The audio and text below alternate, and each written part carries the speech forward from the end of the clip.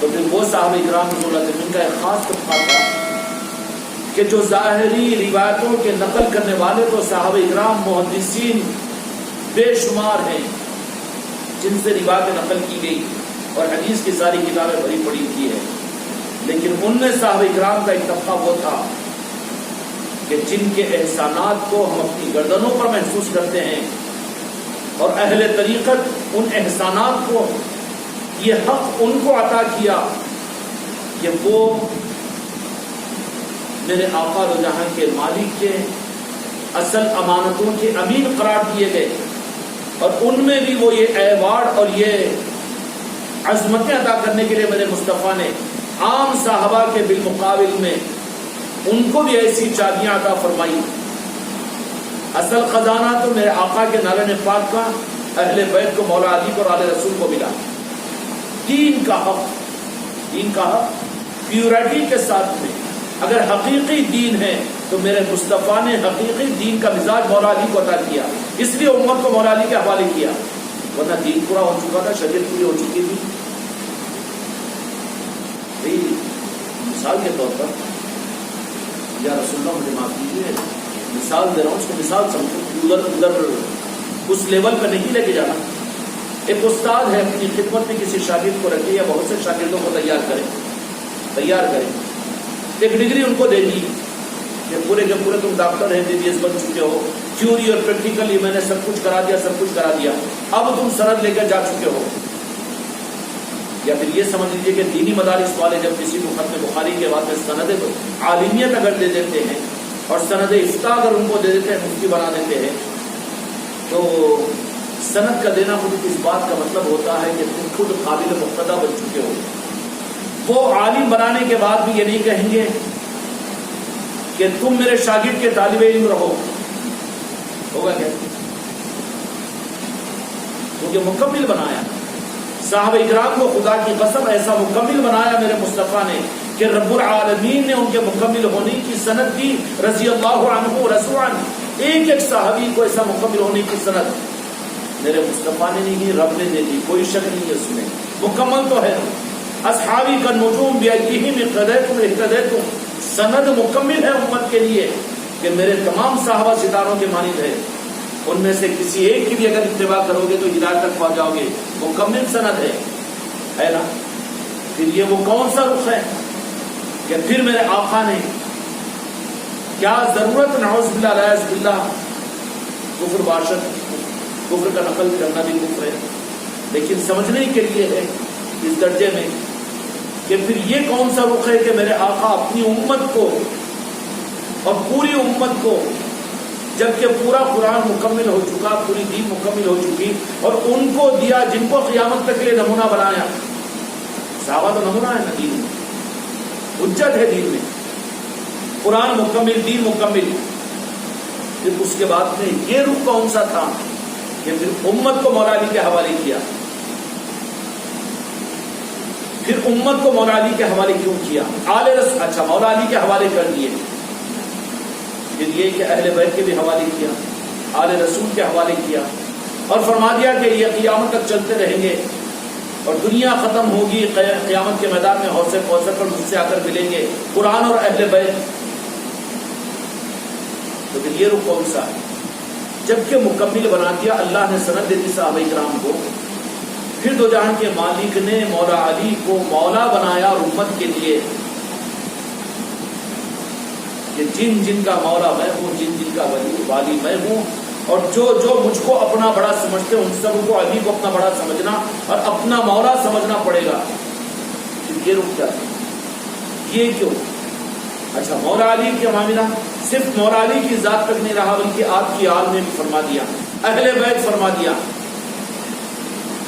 کہ جو اہل بیت سے وہ محبت کرے گا مجھ سے محبت کروں گا، جو اہل بیت کے ساتھ میں چلے گا، قرآن کے ساتھ میں رکھے گا، وہ ہدایت پر رہے گا، گمراہ نہیں ہوگا، اس کے اسلام کی، اس کے حق ہونے کی سند میں عطا کروں گا۔ میرے مصطفیٰ نے سند عطا فرما دی۔ یہ رخ کون سا تھا؟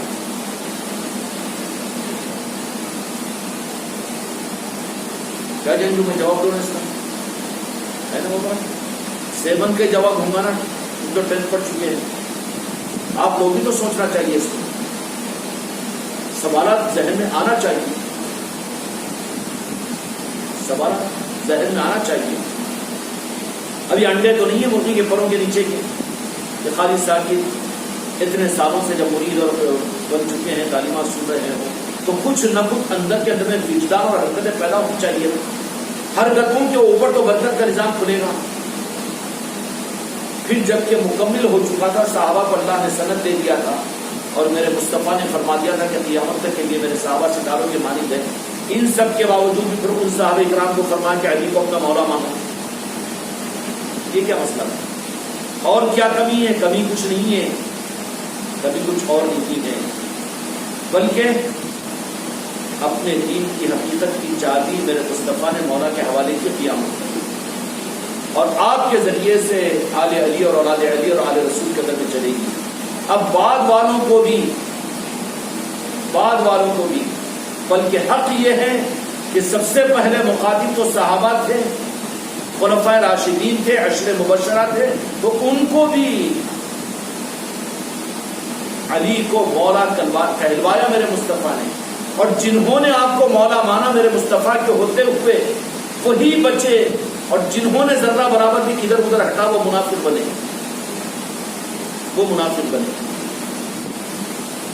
تو یہ تو وہ ایک اعزاز منصب ہے جو آل رسول کے اندر میں سادات اکرام کے ذریعے سے آل رسول میں چلتا رہے گا اولیاء کے نظاموں میں۔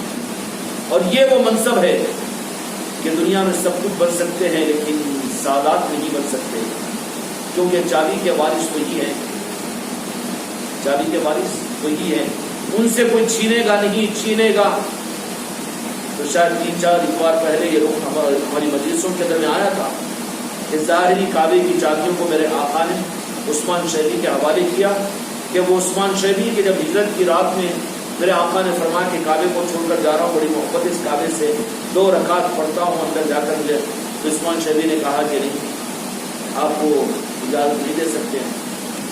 تو میرے آقا وہاں پر احتجاج بھی نہیں، اپنا حق بھی نہیں جتایا کہ ہم تو متولی ہیں نا اس کے، نہیں، یہ رخ دے دیا کہ یہاں پر اہل ظرف جو ہوتے ہیں وہ اپنے لیے الجھتے نہیں ہیں، بلکہ حق کے لیے کبھی آگے بڑھتے ہیں تو جہاد کرتے ہیں، اور وہ جہاد کر کے آگے بڑھنے والے، اسلام کو آگے بڑھانے والے مجاہدین وہی ہوں گے کہ جب وقت آئے گی تو ایک قدم پیچھے آنے کی ہمت بھی ان کے اندر میں ہوگی۔ تقاضے حق کی بنیاد پر ایک قدم پیچھے بھی ہٹ جاتے ہیں، حق ہونے کے باوجود بھی ایک قدم پیچھے لینے کی جن میں ہمت نہیں ہوتی وہ حق کے میدانوں کے سپاہی، اور ان کے ذریعے سے ہم دنیا میں آگے نہیں بڑھتا۔ اس کا بہترین نمونہ میرے آقا نے اپنی حیات ظاہرہ کے اندر میں صلح حدیبیہ کے موقع پر کر بتا دیا کہ وہاں پر سب یہ کہہ رہے ہیں کہ ہم حق پر ہیں اور صلح نہیں کریں گے۔ میرے آقا نے فرمایا کہ حق کو میں جانتا ہوں، لیکن حق کا تقاضا یہ ہے کہ یہاں صلح کرنی ہے، اقدام کرنا نہیں ہے۔ اور ہم سوچے کہ ہم کو ہی علم ہے اور ہم جانتے ہیں ہماری کتابوں ہی سے۔ پہلی بات تو یہ ہے کہ بابا تیری کتابیں پہلی صدی سے کوئی ثابت کرے گا؟ تیری کتابیں کون سا مواد ثابت کرے گا؟ بخاری شریف تھی، مسلم شریف تھی، احادیثی کتابیں تھیں، جو علماء تھے، ہاں تو جو تھا وہ سینہ بہ سینہ کا نظام تھا۔ امام بخاری تو 2 صدیوں کے بعد، اور وہی تو اہل طریقت کی خدمتوں میں آ کر بیٹھ کر جن کے پاس میں حق علم سینہ بہ سینہ منتقل ہوتا تھا، یہ محدثین ان سے اکتساب فیض حاصل کرے، حاصل کیے سینہ بہ سینہ، اور ان کے خدمتوں میں جا کر ذات میں ادب طے کر کے ان سے انہوں نے کتابیں نقل نہیں کی، کتابیں نہیں پڑھائی، انہوں نے درس نہیں کروایا، انہوں نے تقریر نہیں کروائی، بلکہ اپنی صحبت میں رہ کر اپنے بند کمروں کے اندر میں، اپنے گھروں کے خانقاہوں میں اور اپنے گھروں کے پچھواڑوں میں بیٹھ کر، جنگلوں میں بیٹھ کر، درختوں کے نیچے بیٹھ کر ائمہ طریقت جن کے پاس میں بابا جو چابی کا مالک ہے اس کو خطرہ ہے، رات کے اندھیرے میں جائے اپنے خزانے کو کھولے، دن کے اجالے میں 1 آدمی کے لیے کھولے، 1000 آدمی کے لیے کھولے، کیونکہ وہ مالک ہے۔ اہل طریقت کے پاس میں علم کے خزانے قیامت تک اہل طریقت ہی کے پاس میں رہیں گے۔ یہ نہیں کہ صرف مولا علی اور پنجت اخبار نہیں، بلکہ ان کی آل کے اندر میں چشمہ جاری رہے گا، جو نظر نہیں آئے گا چھپا رہے گا، اور جس کو وہ چاہیں گے، جس صدی میں چاہیں گے، جس زمانے میں چاہیں گے، ظاہری نظاموں کے خلاف میں ان کی زبانوں سے، ان کے ذریعے سے چشمے کو دنیا میں ظاہر کریں گے، بجائے اس کے کہ تقریریں کرو، جلسے جلوس نکالو اور دنیا کے اندر لٹریچر بانٹو، اور اس کے وجہ گھر گھر جا کر لوگوں کو دین پہنچاؤ اور برادران وطن کے اندر اسلام کا لٹریچر. مگر وہ نظام اوپر کے نروں کا نظام ہے، انسانوں کی ضرورت پوری ہوگی اس کا انکار نہیں کیا جائے گا. لیکن ایک نظام رب کا وہ ہے، اپنے بندوں پر مہربانی کا یہ ہے کہ وہ دھن اور فکر بنا کر چوکھٹ پر گڑ جائے اور کسی مرکز پر اپنے ماتھے کو نہیں، اپنے دل کو گاڑ دے کہ یہیں پر مجھے پانی حاصل کرنا ہے. اگر محنت کی جوہد مسلسل ہوتی رہے گی، وجاہدوا فی اللہ حق جہادہ، قرآن مجید کے اللہ تبارک و تعالیٰ نے فرمایا جس کا حکم یہ ہے وجاہدوا فی اللہ حق جہادہ، کہ اللہ تبارک و تعالیٰ کو پانے کے لیے وجاہدوا، مجاہدہ کرو، فی اللہ، اللہ کے لیے، حق جہادی، جیسا کہ اس کا حق ہے. اللہ تعالیٰ نے زمین کے اندر میں اس کی تقدیر میں پانی رکھا ہے 150 فٹ کے اوپر، اور وہ 10 نہیں 50 جگہ 100 کے بور مار دیا، 100 فٹ کے اگر گڑھے کھود لیا، بولیا کھود لیا، ایک بھی بولی نہیں ہوگی، گڑھے ہوں گے خالی. خوش ہونے کے لیے بارش آئے گا تو اوپر کا پانی پڑ کے بولی نکلے گی، اس کے بعد پھر گرم آ گئی. کیا ہوا؟ اتنی بڑی تحریک، اتنی بڑی جماعت، اتنا بڑا مسلک، اتنا دین کے پھیلانے کی دنیا میں چلی تمہاری. 1500 سالہ تاریخیں کے اندر کتنے گڑھے امت میں پڑے مسلک اور جماعتوں کی بنیاد پر. لوگ سمجھ رہے تھے کہ دین کا حق یہ ہے، لیکن 1500 سالہ تاریخ میں نہیں گن سکتے کہ کتنی امت کے اندر میں تحریکیں اور کتنی جماعتیں بنی. وقتی طور پر نیک نیتی کے ساتھ انہوں نے گڑھے کیے، لیکن ان کا قصور یہ کہ گڑھوں میں اوپر کا اگر پانی آ گیا، لوگ جمع ہو گئے اور ظاہری مقاصد میں کامیابی مل گئی، ملک ان کو مل گیا، لوگ ان کو مل گئے، مرید ان کو مل گئے اور طلبہ ان کو مل گئے، ان کے مقاصد پورے ہو گئے.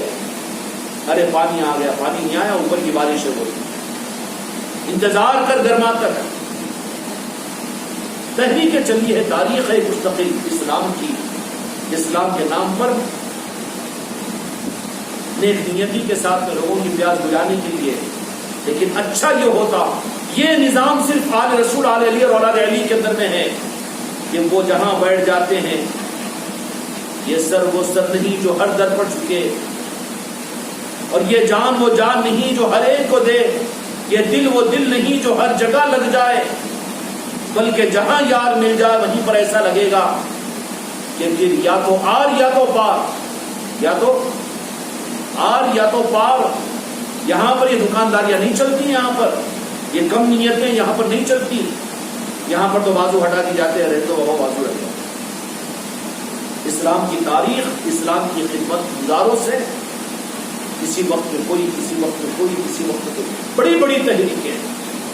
ابھی آپ اپنی ہی صدی کی تاریخ پر تھوڑا سا مطالعہ کر لو، کتنی جماعتیں بنی اسلام کے نام پر مسلمانوں کے اندر میں، اور کتنا اسلام کو ظاہری طور پر انہوں نے بتایا کہ اسلام تو حقیقت میں ہم سے پھیل رہا ہے.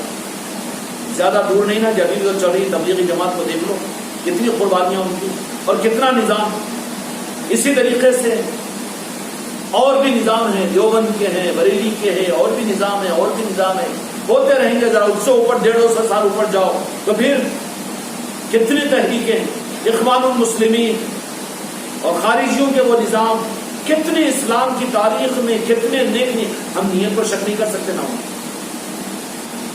ہر ایک کے بانی کی نیت بڑی اچھی ہوتی تھی، لیکن خطا یہ ہوتی تھی کہ جن کے پاس میں چابی ہے ان سے نہیں لے کر خود اپنا نظام کھولنا چاہتے تھے. اصول یہ ہے کہ خزانے موجود ہیں، خزانوں سے فائدہ حاصل کرنا ہے تو جن کو ہم مالک بنائے جان کے پیروں میں گر جاؤ، ان کے پار اپنی موت و زیست کے لیے اپنے آپ کو پیش کر دو. ہندوستان کی تاریخ میں آپ یہ محسوس کریں گے کہ ہندوستان کی تاریخ میں جتنے بڑے راجا مہاراجا تھے وہ اولیاؤں سے جڑے ہوئے تھے، اولیاؤں کے قدردان تھے، اس لیے کہ وہاں سے اللہ نے ان کو ان دروں سے دیا تھا. عقل مند جو رہے، IAS آفیسرز وغیرہ بڑے لوگ بھی جو رہتے ہیں نا، وہ اچھا جو گچ پندے ہیں نا، ادھر کے پورے نہ ادھر کے پورے، ہر جگہ ٹینشن دینے والے رہتے بیٹھے، نہ گھر کے نہ گھاٹ کے. دشمن اناچی ہو جاتے ہیں. تو بڑے راجا مہاراجا جو تھے نا، بڑے راجا اور مہاراجا جو تھے نا، وہ صاحب مزار بزرگوں سے اکتساب فیض کرتے تھے اور وہ نصیحت کرتے تھے اپنی اولادوں کو. چنانچہ مادھو راؤ سندھیا وغیرہ کا جو میں نے ریفرنس دیا نا، یہ لوگ، اور یہ شیو سینا کی ایک کون سی دیو کے نام ہے نا، اس کا بہت زیادہ اسلام کے خلاف میں بکتی رہتی، ایم پی کی تمہارے اوما بھارتی وغیرہ کی، اس کے گھر میں خود ایک بزرگ کا آستانہ ہے، اس کے فارم ہاؤس کے اندر میں، اور روزانہ بغیر جا کے وہاں پر پھول رکھے، وہاں پر ہاتھ کو جوڑے بغیر گھر سے باہر نہیں نکلتے. اچھا وہ راز کیسے وہ خود چھپاتے بھی اس کو انہوں، کیونکہ انہوں بیٹے قبضہ کرنے کے ہمارے انہوں بول کے، ہمارے ہیں انہوں بول کے، کیونکہ دکان چل رہی تو ہمارے، نہیں تو وہ شرک بدعت ہے بول دیتے. ایسے دنیا کے بڑے بڑائی کو حاصل کرنے والے ان بزرگوں اور اولیاء کے ساتھ میں، کیوں کہ ان کے خاندانی تجربات رہتے ہیں، ان کے آبا و اجداد ان کو یہ لوگ بتا دیتے ہیں کہ یہ لوگ دینے والے ہیں، لینے والے نہیں. تو اس لیے ان کی ترقیات کا راز یہی رہتا ہے، ترقیات کا جو اس رخ کو جان لیتے ہیں نا، تو بعد میں ان کو بعد میں اوپر والوں کو فیس کرتے ہیں. پہلے تو جہاں پر اپنے معاملات کو صحیح کر لیتے ہیں، رازوں میں راز کے ساتھ میں جاتے ہیں وہ، اور زیادہ راز کھولوں کے لوگ پہنچتے ہیں، وہ پہنچتے ہیں اور پہنچا دیتے ہیں اپنے آپ کو. اور وہاں پر جانے کے بعد دیکھیں گے نا کہ خواجہ جی کی چوکھٹ پر کون کون نہیں آتے، سب آتے کہ نہیں آتے؟ برابر آتے. اچھا وہ تو دکھنے میں ویڈیو میں آنے والے دکھتے ہیں، پر بعض ایسے شانے ہیں جو اپنی قوم سے ہی پٹیں گے، اس کا ڈر رہتا ہے تو وہ چھپ کر رات میں اندھیرے میں آتے ہیں. ایک منڈو اجمیر کے اندر میں رات کا 2:30 بجے 3 بجے رات میں وہ جو چائے کے بڑھنے کا سوال ملا، کیوں کہ فلاں لیڈر آ رہا ہے اور وہ یہ کہہ رہا ہے کہ اس نے درخواست کی کہ جب میں آؤں تو میرے کو کوئی دیکھنا نہیں، کوئی فوٹوگرافر بھی کوئی بھی میرا یہ نہیں لینا ہو، ہمارا معاملہ ایسا، ہماری قوم کو بھی بتانا پڑتا نا منہ. ایسے بھی لوگ آتے ہیں، مگر ان کو اب آتے ہیں تو میرے خواجہ جی تو ان کو بھی نوازتے ہیں، ان پر بھی نظر کرم ہوتی ہے. کیوں کہ دنیا کے چلانے کا نظام رب نے میرے مصطفیٰ کو مالک بنایا. خالق کون ہے؟ اللہ. الہ کون ہے؟ معبود کون ہے؟ صرف اللہ. وہ دو ہو نہیں سکتا، اس کو شرک کے ڈر اس کو نہیں ہے. یہ بیٹا خالد و بغیر شرک کے ڈر اس کو ہے. یہ شرک بولنے والے ہیں نا، نام اس کا ہے اللہ کا، بیٹے ڈر کو کنوں ہے، ان کو پہلے جہنم میں ڈالتا ہوں. ارے جس کو مسلمان بولتا تھا ہمیں شرک کرا بولا تو کیسا ہے، جو مسلمان ہے شرک کیسا کرتا، شرک کے سوال مسلمان کیسا رہتا، انہوں مشرک ہو جا رہے بول رہے. تو جب کہ انہوں تو بولے کہ میں مسلم ہوں، جو مسلم ہے وہ مشرک نہیں ہو سکتا، جو مشرک ہے اس کو مسلم کیوں مانتا بھی بول دینا تو قصہ ختم کر دینا، وہ مشرک کے بات ختم ہوگی. پھر مسلمانہ شرک کرے بولے کیوں بولا، پاگل تو اپنے پاگل پن کا اعلان کر رہا ہے نا. پہلے تو تجھے اپنے دماغ کا علاج کرانا پڑے گا. تو میرے آقا نے فرما دیا تھا کہ میری امت کے آخر زمانے کے علماء جن آیتوں کو اللہ تعالیٰ نے کافروں و مشرکوں کے لیے نازل کیا، ان آیتوں کو سنا سنا کر میری امت کو تانے دیں گے. آپ نے فرما دیا تھا. تو اس لیے دنیا کے اعتبار سے بڑے لوگ جو رہتے نا، یہ لوگ بہت دماغ والے رہتے ہیں. دنیاوی مقاصد کے لیے جہاں سے دنیا ملتی ہے وہاں پر یہ پیروں میں گرنے کو بھی تیار ہے اور سب کچھ بھی کرنے کو تیار ہو جاتے ہوتے کہ نہیں ہوتے. وہاں پر قوم دین اور دھرم نہیں دیکھتے. ارے وہ مسلمانوں کے بزرگ کی اجمیر پہ تم کیوں گئے؟ وہ کیا گئے؟ مسلمانوں کے نہیں بلکہ بھگوان کے چاہنے والے کے مزار پر گئے ہیں. اور یہ مسلمان بولتا ہوں آ جانا شرک ہو جاتا. تو دونوں میں تو یہ فرق ہوگا. وہ لوگ جاتے ہیں دنیاوی مقاصد کے لیے اور ان کے لیے کوئی بیر نہیں ہوتا جانا. کیوں کہ وہاں پر وہ چیز. اچھا پھر ان بزرگوں کے ہاتھوں میں اللہ تبارک و تعالیٰ نے اختیار دیا. اب اختیار اللہ نے دیا اور اختیار میں ڈبل رجسٹری میرے مصطفیٰ نے کی. اللہ خالق ہے کائنات کا، لیکن مالک کس کو بنایا؟ میرے مصطفیٰ کو.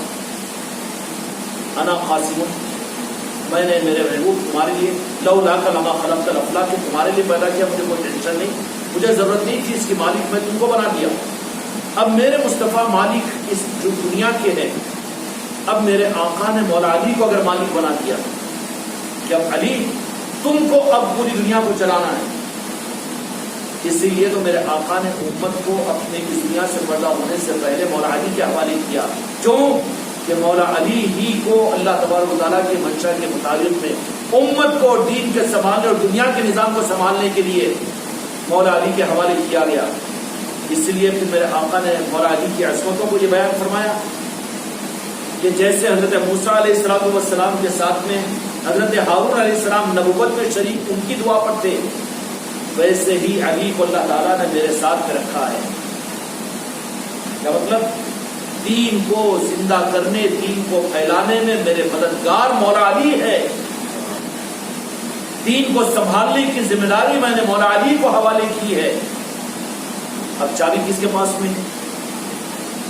کعبۃ اللہ کی چابی عثمان شیبی کو میرے آقا نے فرمایا کہ موقع دو، میں تھوڑا کعبۃ اللہ میں عبادت کرتا ہوں کیونکہ ہجرت کرنے جا رہا ہوں.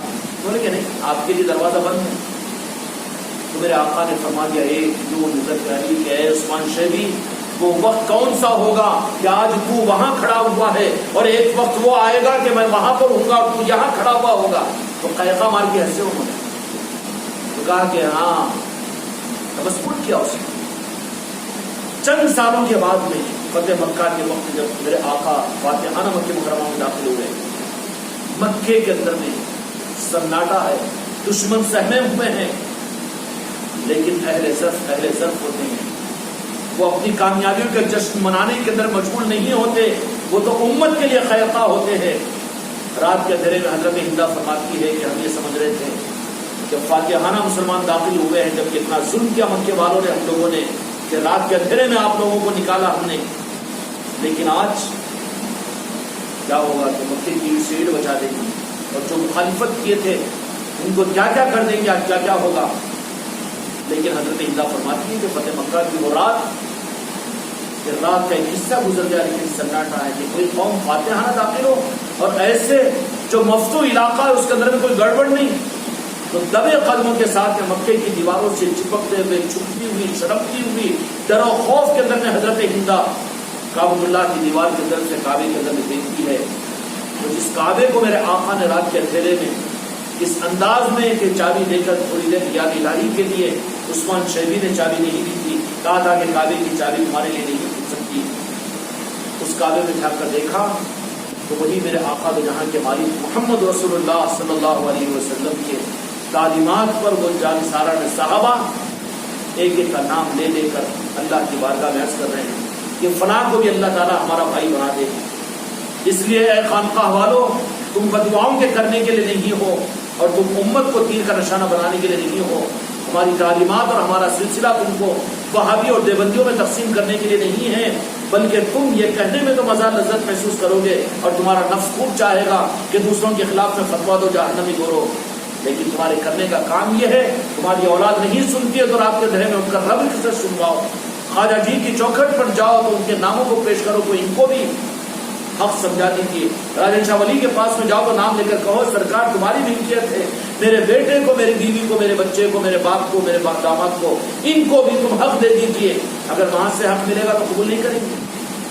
حضرت ہندہ فرماتی ہے کہ میں نے دیکھا ماجرا، دیکھ کر میرے زمین تلے زمین نکل گئی کہ جو جان کے دشمن ہم جن کو سمجھ رہے تھے کہ اپنے لیے خطرہ ہے، لیکن آج ہمارے لیے وہ دعائیں کر رہے ہیں. آخرکار جہاں کے مالک میرے آقا نے اعلان فرمایا کہ آج جو جہاں ہے ہماری طرف سے اس کو امان ہے.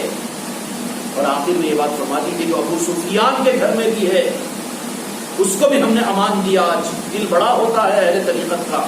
سادات اکرام کا دل جو پتھر سے مارے تو اس کو تلوار سے بدلہ لینے والے وہ نہیں ہوتے، بلکہ وہ تو معاف کرنا اپنی صفت کو ظاہر کرتے ہیں.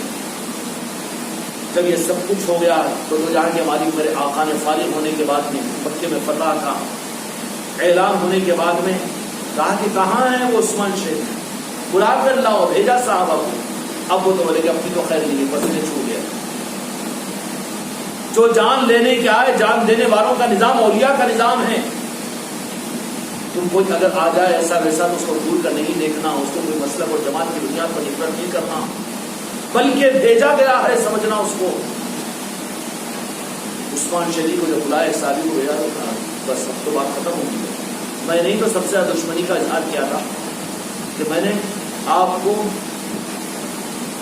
تھوڑی دیر کعبۃ اللہ کا دروازہ کھولنے میں کہا کہ تمہارے لیے دروازہ نہیں کھلے گا، آج تم کی خیر نہیں، بلانے پر آئے، چلو میرے آقا بلا رہے ہیں، کانپتے ہوئے پسینہ چھوٹ رہا ہے، آئے، کہا کہ عثمان شیری بدلہ لینے کے لیے نہیں بلکہ بدلہ دینے کے لیے ہم نے تم کو بلایا۔ کیا فرمایا میرے آقا نے؟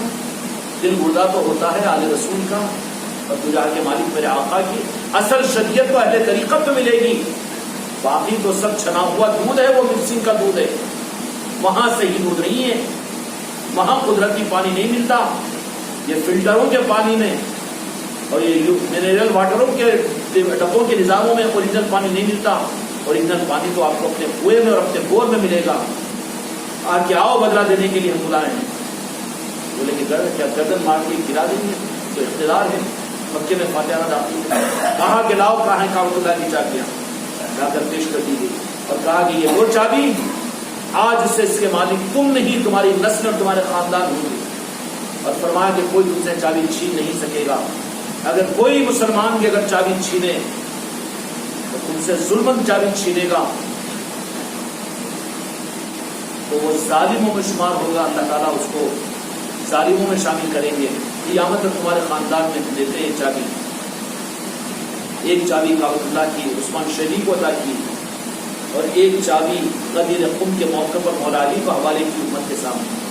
یہ امت کعبۃ اللہ کی چابی کو تو یاد رکھی، آج شاہ سہور شاہ سلمان بھی پیر پڑتے قدم بوسی کرتے ہوئے چابی کو لے کر ان کو سامنے کر کے خود پیچھے بھیگی بلی کی طرف سے جاتے ہیں کعبۃ اللہ میں داخل ہونے کو، اور پہلے نکلتے وقت میں خود پہلے نہیں نکلتے، میں بادشاہ ہوں بول کے، معلوم ہے کہ ظالموں میں شمار نہ ہو جائے، اس لیے کہ میرے آقا نے فرمایا کہ ظالموں میں شامل ہوں گے، پہلے خود نکلتے ہیں، بعد میں وہ نکلتے ہیں، مالک ہے وہ، لیکن وہ چابی چھین لے تو ظالم ہوگا، لیکن جو مولا علی اور آل رسول اور اولیاء اکرام کی عظمتوں کی چابی کو اگر امت چھینے گی یہ منافق بن جائیں گے۔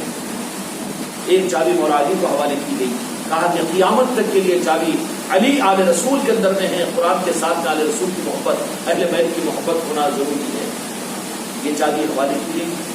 تو عرض یہی کر رہا تھا کہ صحابہ کرام رضی اللہ عنہم ایک طبقہ وہی تھا کہ جو صرف ظاہری احادیث کو سن کر عمل کرنے والا نہیں تھا، بلکہ ہر حدیث کے پیچھے اس کا منشے کو معلوم کرنے والا تھا کہ میرے آقا کا منشا اس کے پیچھے کیا ہے، اس کے لیے موقع، وہ باادب تھے، باعظمت تھے، تعظیم و توقیر والے تھے، موقع شناس تھے، وہ دیکھ کر وقت پر معلوم کرتے تھے کہ سرکار آپ نے یہ بات ارشاد فرمائی، لیکن ہم کو ہمارے لیے ہم پر احسان کیجیے، اس کی منشا بھی ہمارے سامنے ظاہر ہو جائے تو ہمارے لیے بڑا احسان ہوگا۔ تو میرے آقا وقت با وقت اس کا اظہار فرما دیا کرتے تھے۔ وہ جو طالبین تھے صحابہ میں مخصوص طبقہ، ان میں سے ایک حضرت ابو ہریرہ تھے، ان میں سے ایک حضرت حذیفہ تھے، جن کو میرے آقا نے اپنا رازدار بنایا تھا۔ اور حضرت ابو ہریرہ رضی اللہ عنہ نے کیا فرمایا کہ میرے آقا نے مجھے 2 کوٹیاں عطا کی، اگر میں ان میں سے ایک ظاہر کرتا ہوں تو مجھے تم ابو ہریرہ کہ ہر حدیث کی کتاب میں ہی میں نظر آؤں گا قیامت تک، لیکن دوسری پوٹلی ہے مگر میں اس کو نہیں کھول سکتا۔ مدینے کے ماحول میں صحابہ تابعین کے زمانے میں فرمایا اگر دوسری پوٹلی کو جو میرے آقا نے مجھے عطا کیا اگر اس کو کھول دوں تو تم مجھے قتل کر دو گے مدینے میں۔ وہ پوٹلی میں کیا تھا؟ وہ پوٹلی میں غوث و خواجہ کا نظام تھا، پنجتن پاک، آل علی اور اولاد علی کے رموز تھے، 3 حق چھپا ہوا تھا اس میں۔ کیا تھا؟ 3 حق چھپا ہوا تھا، چھپایا اور اس کے خزانے کی چابی مولا علی کو حوالے کی اور کہا کہ ان سے چھیننا نہیں بلکہ ان کی چوکھٹوں پہ تم کو اپنے ماتھے کو ٹیکنا پڑے گا، ان کا غلام بننا پڑے گا، ان کے سلسلوں میں داخل ہونا پڑے گا، ان کے نوکروں کی نوکری کرنی پڑے گی، ان کے آل کی چاکری کرنی پڑے گی تمہیں، اور اپنے آپ کی چاکری کا اور اپنی نوکری کا ثبوت دو گے تو وہ کچھ اگر عطا کر دیں گے تو وہی تمہارے لیے بہت کچھ ہو جائے گا۔ اس لیے میرے بچوں، دین کا ایک وہ نظام جو حدیث اور حدیث کی صورت میں امت میں رہا جو تو عام طور پر میرے آقا نے فرما دیا، لیکن ایک دوسرا ایک خزانہ چھپتا رہا اور بنتا رہا، وہ طریقت کا خزانہ تھا جو میرے صحابہ کرام، میرے آقا کے صحابہ کرام، مخصوص صحابہ کے پاس میں جو تعظیم اور ادب اور محبت کرنے والے، فرفدہ ہونے والے جو تھے، ان کے پاس میں خزانہ جمع ہوتا رہا۔ وہ حضرت ابو ہریرہ حضرت حذیفہ، ابو عبیدہ بن جراح، ایسے ہی اور صحابہ بھی ہیں جو طریقت کے علوم کے محافظ ہے. اب ان علوم کے خزانوں کو حاصل کیا.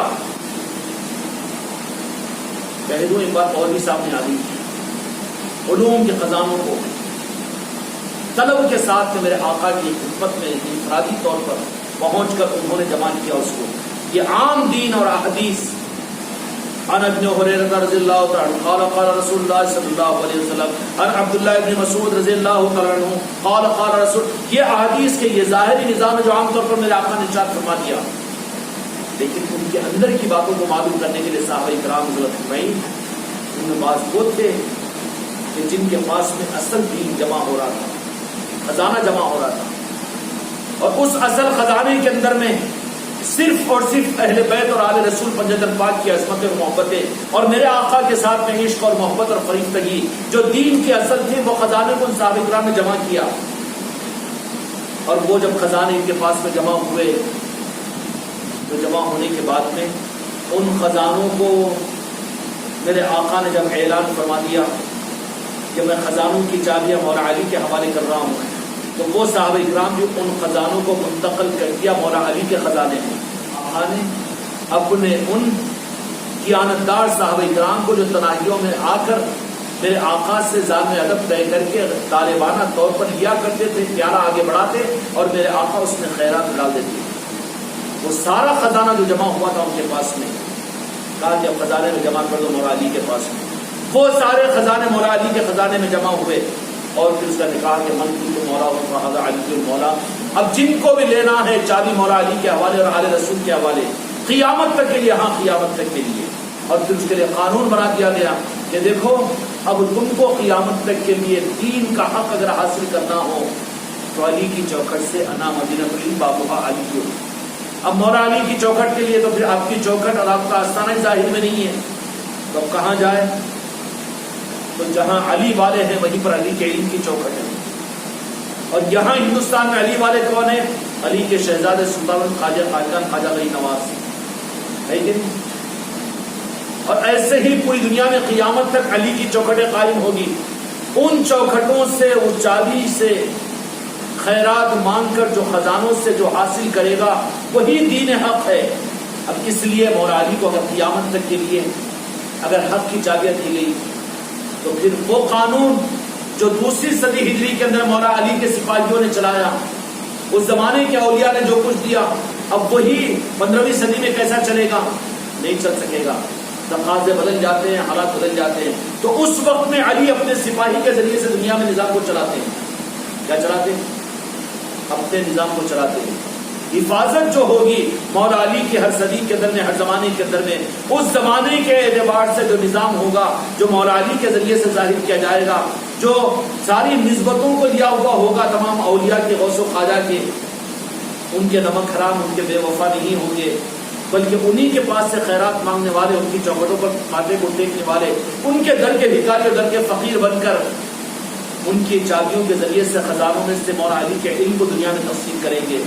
کیا کریں گے؟ اس لیے جس صدی کے اندر بھی علماء میں ایسے لوگ بھی گزرے ہیں، مجدد الفسانی رحمۃ اللہ علیہ، ان سے کسی نے سوال کیا کہ آپ تو درس نظامی کے عالم بلیم، لیکن آپ کے علم کا یہ عالم، تو کہا کہ علم کو ہم نہیں بولتے، علم ہماری زبان سے بولتا ہے.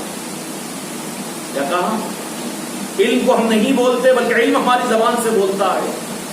اللہ تبارک و تعالیٰ کس طریقے سے دین کی خدمات. اس لیے یہ چابیوں والے جو ہوتے ہیں نا، یہ وارثین ہوتے ہیں. کبھی ان سے چھیڑ چھاڑ نہیں کرنا، غوث و خواجہ سے اپنے عقائد کو خراب نہیں کرنا، پنجتن پاک سے اپنے عقیدوں کو خراب نہیں کرنا، کیونکہ خیرات جو حق کو قیامت تک ملے گی انہی چوکھٹوں سے. اگر سخیوں سے رخ کو موڑ لے تو بھوکا مرے گا کہ نہیں مرے گا؟ نہیں کہنا کہ حق تو اللہ دیتا، ہم کو قرآن و حدیث کافی ہے. جا کے لے پھر ساتواں آسمان پہ قرآن لے کر آ کے ایک لفظ بھی بتانا، رے پاگل بڑا بن گیا اسمار خان عالم مفتی بن کر. ہم اللہ سے قرآن ہمارے لیے کافی ہے، قرآن تیرے اوپر اتارا کیوں نہیں اتارا؟ تو پھر جا کے لانا ایک آدھ تو بھی آیت لائے. ممکن ہے کیا؟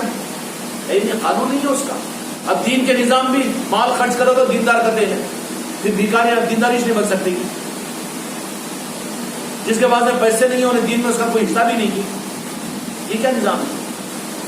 پھر مہنگا ہو گیا ہے دین کو مہنگا کر دیا گیا ہے، دین کو پیچیدگیوں میں ڈال دیا گیا ہے، جبکہ میرے آقا نے فرمایا کہ دین یوسف، دین بہت آسان تھا۔